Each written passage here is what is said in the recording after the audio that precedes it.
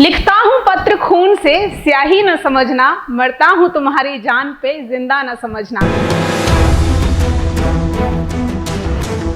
नमस्कार, आप देख रहे हैं देश रोजाना। मैं हूँ स्मिता सिंह और शुरुआत की दो लाइनों ने, दो पंक्तियों ने आपको बता ही दिया होगा कि आज का मुद्दा क्या है। मुद्दा है तोहफा देने या प्यार और स्नेह जताने का, इजहार करने का तरीका, जिसे आज के दौर में अपनाया जा रहा है, ब्लड आर्ट। बेशक किसी को तोहफा देने या किसी से तोहफे में कुछ पाने पर सभी को अच्छा लगता है, खुशी होती है, क्योंकि ये तोहफा लेने और देने वाले दोनों के प्रेम, उनके आपसी मजबूत रिश्ते का प्रतीक माने जाते हैं। सच भी यही है कि तोहफे का कोई मोल नहीं होता, क्योंकि ये एक दूसरे के प्रति भावनाओं और समर्पण का जो भाव होता है उसे व्यक्त करते हैं। लेकिन बदलते दौर और वक्त के साथ उपहार लेने देने के तरीकों में बदलाव आया है। ऐसा बदलाव जिसे अपनाने वाला वर्ग फक्र महसूस करता है और नकारने वाला उस तरीके पर ऐतराज करता है, और ये ऐतराज वाजिब भी है, क्योंकि तोहफा देने या प्यार के इजहार का ये तरीका बेशक गलत है। क्योंकि तोहफा लेने और देने वाले का रिश्ता, उनके आपस का प्यार अगर सच्चा है और विश्वास की डोर से बंधा है, तो तोहफे की कीमत उसके देने के तरीके से कोई फर्क नहीं पड़ता। नहीं फर्क पड़ता कि तोहफा कितना महंगा है। लेकिन आज की युवा पीढ़ी शायद इस बात से इत्तेफाक नहीं रखती, इसलिए वो तोहफा देने के लिए अपनी सभी सीमाएं लांघ रही है। आज के इस वीडियो में आगे की चर्चा इसी मुद्दे पर रहेगी। विषय को समझने वाले, इससे इत्तेफाक रखने वाले, वीडियो पसंद आने पर इसे लाइक और शेयर ज़रूर करें, ताकि सिर्फ खुमारी में पड़े जो लोग हैं, जो युवा हैं, वो सही गलत में अंतर समझ सकें और उन्हें ये समझ आ सके कि प्रतिबंध की ज़रूरत नहीं है, बैन की ज़रूरत नहीं है यदि मुद्दा सही और गलत है तो। आपको नेताजी सुभाष चंद्र बोस की वो लाइनें तो याद ही होंगी, तुम मुझे खून दो, मैं तुम्हें आज़ादी दूंगा। श्री गोपाल दास व्यास जी की कविता है एक लिखी हुई, आप सबने शायद सुनी भी होगी। वो खून कहो किस मतलब का जिसमें उबाल का नाम नहीं, वो खून कहो किस मतलब का आ सके देश के काम नहीं। पूरी कविता आपको सुनाऊंगी, कोशिश करूंगी अंत में आपको सुना सकूं। अभी मुद्दे पर लौटते हैं, मुद्दे की बात करते हैं। मुद्दा ये है कि ना तो सुभाष जी ने उस नारे में कभी ये कहा था, ना ही ये कविता के शब्द आपको ये कहते हैं, बताते हैं, या इनका कोई मतलब है कि खून दो और बदले में आज़ादी ले जाओ। नेताजी सुभाष चंद्र बोस ने तुम मुझे खून दो, मैं तुम्हें आज़ादी दूंगा का नारा दिया था, तो क्या नेताजी सिरिंज और बोतल लेकर बैठ गए थे कि आओ खून देते जाओ और आज़ादी लेते जाओ? नहीं, ये एक प्रतीकात्मक नारा था, जिसका अर्थ मतलब था कि अगर तुम अपनी मातृभूमि की आज़ादी चाहते हो तो उस पर मर मिटने के लिए तुम्हें तैयार रहना होगा, निश्चित ही तुम्हें आज़ादी उससे मिल जाएगी। नेताजी ने ये नारा गोरों की गुलामी से मुक्ति के लिए देशवासियों में जोश भरने के लिए दिया था। नेताजी के इस कथन का मतलब देश के प्रति बलिदान देने, समर्पण की भावना था। लेकिन आज रक्त का ऐसा दुरुपयोग होगा, ये किसी ने कभी नहीं सोचा था। आज़ाद भारत के कुछ महानुभाव बाशिंदे, कुछ अपने प्रेम को दिखाने के लिए तो कुछ अपनी कला को दिखाने के लिए अपना खून निकलवा कर रक्त चित्र, ब्लड पेंटिंग बनवा रहे हैं, और लोग बना भी रहे हैं। जो बना रहे हैं वो इसे ब्लड आर्ट का नाम देते हैं, खुद को अनुभवी महान चित्रकार मानते हैं। हालांकि अभी हाल ही में तमिलनाडु सरकार ने खून से पेंटिंग बनाने और बनवाने पर रोक लगा दी है, इसे बैन किया है। दरअसल 28 दिसंबर 2022 को तमिलनाडु के health minister M Subramaniam Chennai में अचानक से खून से बनी पेंटिंग बनाने वाले एक स्टूडियो में पहुंचते हैं। यहां पर पेंटिंग के लिए रखे गए कई ब्लड की शीशियों को उन्होंने देखा, वहां निडल्स थी, उन्हें देखकर वो हैरान रह गए। उसी वक्त वो खून से पेंटिंग बनाने वाले स्टूडियो पर बैन लगाने का ऐलान कर देते हैं। राज्य में ये ब्लड आर्ट के नाम से बहुत फेमस हो रहा है। कोई अपनी गर्लफ्रेंड को इम्प्रेस करने के लिए, अपने बॉयफ्रेंड को इम्प्रेस करने के लिए अपना खून निकलवा कर ब्लड आर्ट बनवा कर उन्हें तोहफे में दे रहा है, तो बैन ज़रूरी था, क्योंकि तमिलनाडु में ब्लड आर्ट का चलन दूसरे राज्यों के मुकाबले थोड़ा ज़्यादा हो गया था। जगह जगह पर ब्लड आर्ट के नाम पर दुकानें खुलने लगी थीं। लड़के लड़कियां ब्लड आर्ट को लेकर दीवाने हुए जा रहे थे। इस प्रवृत्ति पर रोक लगाने के लिए तमिलनाडु सरकार को ये कड़ा फैसला लेना पड़ा और बैन लगाना पड़ा। ये भी एक अजीब तरह का शौक है। अरे आपको अपने प्रेमी या प्रेमिका से इतनी ही मोहब्बत है, इतना ही प्यार है, तो अस्पतालों में जाकर ब्लड डोनेट करिए ना, वो भी प्यार का इजहार माना जाएगा। इससे कम से कम किसी के मरते हुए जीवन को जान तो मिलेगी, सांसें तो मिलेंगी। तो जाइए और बचाइए किसी की जिंदगी। आपने टीवी चैनलों, समाचार पत्रों में अक्सर पढ़ा होगा कि फलां विभाग के कर्मचारी, उस इलाके के लोगों ने अपनी समस्या सरकार या विभाग तक पहुंचाने के लिए, उनका ध्यान खींचने के लिए खून से चिट्ठी लिखी, शिकायत लिखी और भेज दी। कई बार ऐसी भी घटनाएं सामने आई हैं जिसमें आपने समस्याओं से परेशान किसान, दुकानदार या किसी सामान्य नागरिक के सुसाइड नोट को खून से लिखा हुआ देखा हो, जिसके बाद उसने आत्महत्या कर ली हो। कई बार कुछ परिवारों ने भी ऐसा किया। 3-4 दशक पहले तक मोबाइल, फेसबुक, ट्विटर, व्हाट्सएप जैसी चीज़ें जब नहीं हुआ करती थी, ये साधन नहीं थे, तो अपने इश्क का इजहार करने के लिए एकमात्र जो जरिया होता था वो होते थे खत। उस दौर में प्रेमी अपनी प्रेमिकाओं को अपने खून से कलम डुबोकर खत लिखा करते थे और शुरुआत की कुछ लाइनें भी शायद यही कुछ होती थी कि लिखता हूँ पत्र खून से, स्याही न समझना, मरता हूँ तुम्हारी जान पे, जिंदा न समझना। लेकिन युग बदला, इजहार मोहब्बत का तरीका बदला और लोग अपने प्रेमी प्रेमिका को रिझाने के लिए खून से बनी तस्वीरें बनवाकर तोहफों में देने लगे। नाम दे दिया गया ब्लड आर्ट। यकीनन तोहफे देने के लिए हद से गुजर रही युवा पीढ़ी अपने प्यार का इजहार करने के लिए खून से बनी पेंटिंग्स देकर जो कर रही है वो दुखद है। दुखद ये भी है कि ये चलन तेजी से बढ़ रहा है।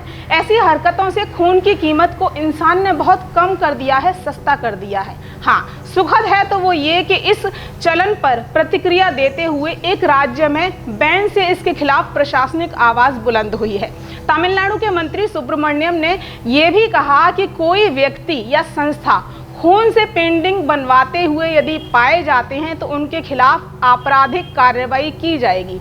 इस तरह से ब्लड आर्ट बनाना या बनवाना दंडनीय अपराध माना जाएगा। ब्लड डोनेशन एक पवित्र काम है, उसके विपरीत ऐसे उद्देश्य के लिए खून निकालना मंजूर नहीं है, ये गलत है। प्यार और स्नेह दिखाने के और भी कई तरीके हैं, इसमें ब्लड आर्ट शामिल नहीं किया जा सकता, नहीं किया जाना चाहिए। उस स्टूडियो की जांच के दौरान ये भी पता चला कि स्टूडियो में जिस तरीके से ब्लड लेने की प्रक्रिया थी वो तय प्रोटोकॉल्स के मुताबिक नहीं थी, क्योंकि खून निकालने के लिए एक ही सिरिंज या सुई का, निडल का कई लोगों पर इस्तेमाल किया जाता था। कई बार एक ही निडल का यूज़ किया जाता था, जिससे आम लोगों में इन्फेक्शन फैलने का खतरा हो सकता है। डॉक्टर्स का भी यही कहना है कि इस तरह से खून निकालने से कई तरह की बीमारियां एक से दूसरे तक फैलने की संभावना बढ़ जाती है, जैसे हेपेटाइटिस बी, हेपेटाइटिस सी या HIV। इसलिए ऐसा होता है क्योंकि एक ही सिरिंज से यदि कई बार इस्तेमाल करके कई लोगों का खून निकाला जाता है तो जो वायरस होता है वो ब्लड और शरीर के अन्य तरल पदार्थों के माध्यम से दूसरे इंसान के शरीर में बड़ी आसानी से पहुंच सकता है और रक्त में कई असाध्य रोगों के संक्रमण के होने की आशंका भी बढ़ जाती है। वैसे देश की राजधानी दिल्ली में भी देश के नौनिहालों ने वतन परस्ती का एहसान जताने और अमर शहीदों की जो शख्सियतें थीं उनसे रूबरू कराने के लिए उनकी तस्वीरें बनाने का अनोखा तरीका अपनाया। इसमें ब्रश या फिर कूची कहें वो तो होती है, लेकिन रंग नहीं होते, बल्कि शहीदों की तस्वीरें बनाने के लिए इस्तेमाल होता है इंसानी खून का। शहीद स्मृति चेतना समिति अपने सदस्यों द्वारा दान दिए गए खून से देशभक्तों की, क्रांतिकारियों की, शहीदों की तस्वीरें बनाती है। उनकी ये कोशिश अनोखी और हैरान करने वाली है। ये गैर सरकारी संस्था पिछले 1 दशक से भी ज़्यादा वक्त से अमर शहीदों की तस्वीरें खून से बनाती आ रही है। रंगों का इस्तेमाल नहीं होता, बल्कि ये तस्वीरें इंसानी खून से तैयार की जाती हैं। ये संस्था एक स्कूल से रिटायर्ड प्रिंसिपल रविचंद्र गुप्ता ने शुरू की थी, जो आज इस दुनिया में नहीं रहे, लेकिन संस्था अपना काम लगातार कर रही है और अब संस्था को संभाल रहे हैं डॉक्टर प्रेम कुमार शुक्ला। संस्था अब तक 250 से ज़्यादा रक्त चित्र यानी ब्लड आर्ट बना चुकी है। इन ब्लड आर्ट्स की कई राज्यों में प्रदर्शनियां भी लग चुकी हैं। उन प्रदर्शनियों में इन्हें दिखाया गया है। संग्रहालयों में चित्र वहां की शोभा बढ़ा रहे हैं। हालांकि स्वर्गीय रविचंद्र गुप्ता का मकसद सिर्फ इतना था कि वो देश के लोगों में देशभक्ति की भावना जगा सके, उन्हें ये याद दिला सकें कि किस तरह से देश को आज़ादी दिलवाने में वीरों ने बलिदान दिया। लेकिन अब ये तरीका इजहार इश्क का जरिया बन गया है। वैसे ऐसे और भी कई उदाहरण हैं जो ये बताते हैं कि लोग अपने प्रेम का इजहार करने के लिए इस तरह से खून की बनी पेंटिंग्स तोहफे में देते हैं। जैसे प्रतापगढ़ के माधु गुजर का नाम आपने सुना होगा, उन्होंने अपने खून को निकाल कर एक्टर सोनू सूद की पेंटिंग बनवाई और फिर उन्हें तोहफे में दी। फिलीपींस के एक कलाकार थे एलितो किरका, जो बचपन से टमाटर के पल्प से चित्र बनाते थे। एक दिन अचानक से उनका हाथ कट गया। उन्होंने अपने खून से पेंटिंग बना डाली। तब उन्हें लगा कि खून से बनी पेंटिंग ज़्यादा दिन तक टिकती है और ये कभी मिटती भी नहीं, तो उन्होंने क्या किया, खून से पेंटिंग बनाना शुरू कर दिया। वहीं पूरी दुनिया को मातृत्व के बारे में समझाने के लिए, दर्शाने के लिए टिमी पाली नाम की एक आर्टिस्ट थी। उन्होंने मेंस्ट्रुअल ब्लड से, यानी अपने मासिक धर्म से जो खून निकलता है, उसे कैनवास पर एक बच्चे की जन्म की तस्वीर बनाई और उसे दिखाया पूरी दुनिया को और सबका ध्यान अपनी तरफ खींचा। भारत ही नहीं, विश्व भर में खून को बहुत ज़्यादा महत्व दिया जाता है। शायद यही एक वजह आप कह सकते हैं कि लोग अपनी तरफ सबका ध्यान आकर्षित करने के लिए, ध्यान खींचने के लिए खून का सहारा लेते हैं।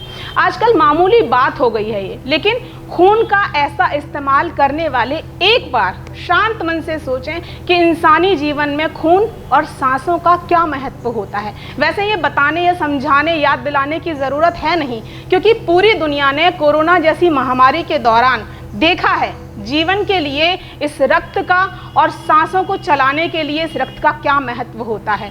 तो अपने प्रेम, स्नेह, लगाव, परवाह को जताने के लिए, बताने के लिए तरीका खून ही क्यों, कुछ और भी हो सकता है।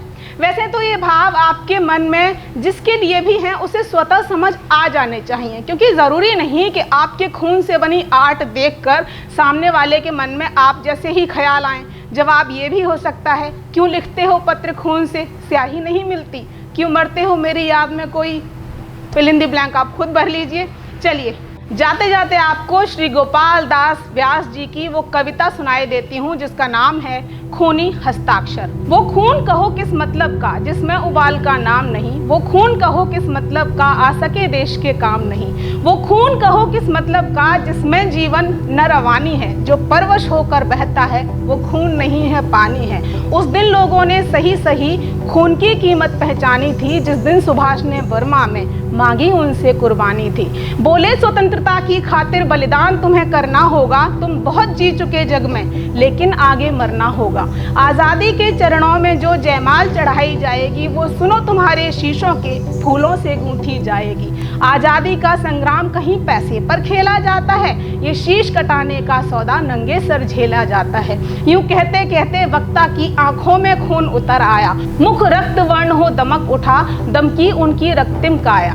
आजान बाह ऊंची करके वे बोले रक्त मुझे देना, इसके बदले में भारत की आज़ादी तुम मुझसे लेना। हो गई सभा में उथल पुथल, सीने में दिल न संभाते थे, स्वर इंकलाब के नारों के कोसों तक छाए जाते थे। हम देंगे देंगे खून शब्द बस यही सुनाई देते थे, रण में जाने को युवक खड़े तैयार दिखाई देते थे। बोले सुभाष इस तरह नहीं, बातों से मतलब सरता है, लो ये कागज है कौन यहाँ आकर हस्ताक्षर करता है। इसको भरने वाले जन को सर्वस्व समर्पण करना है, अपना तन मन धन जन जीवन माता को अर्पण करना है। पर ये साधारण पत्र नहीं, आज़ादी का परवाना है, इस पर तुमको अपने तन का कुछ उज्जवल रक्त गिराना है। वो आगे आए जिसके तन में खून भारतीय बहता हो, वो आगे आए जो अपने को हिंदुस्तानी कहता हो, वो आगे आए जो इस पर खूनी हस्ताक्षर करता हो। मैं कफन बढ़ाता हूँ आए जो इसको हंसकर लेता हो। सारी जनता हुंकार उठी, हम आते हैं, हम आते हैं, माता के चरणों में ये लो हम अपना रक्त चढ़ाते हैं। साहस से बड़े युवक उस दिन देखो बढ़ते ही जाते थे, चाकू छुरी कटारियों से वो अपना रक्त गिराते थे। फिर उस रक्त की स्याही में वो अपनी कलम डुबाते थे, आज़ादी के परवाने पर हस्ताक्षर करते जाते थे। उस दिन तारों ने देखा था हिंदुस्तानी विश्वास नया, जब लिखा था रणवीरों ने खून से अपना इतिहास नया। और जाते जाते एक बार फिर यही कहूँगी, ये कविता भी खून का वो उपयोग नहीं बताती, ना ही उसके लिए आपको प्रेरित या प्रोत्साहित करती है जो आज आप कर रहे हैं, जो आज हो रहा है। अर्थ का अनर्थ बिल्कुल मत बनाइए, स्नेह प्रेम के भाव किसी के लिए यदि आपके मन में है तो जाइए और बताइए।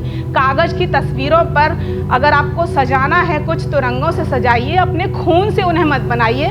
करना ही है तो जाइए 3 माह में एक बार रक्तदान करके आइए। अभी के लिए इतना ही, फिर मिलेंगे आपसे किसी नई खबर के साथ, किसी नई जानकारी के साथ। देखते रहिए देश रोज़ाना। चैनल सब्सक्राइब नहीं किया है तो सब्सक्राइब करिए। नमस्कार।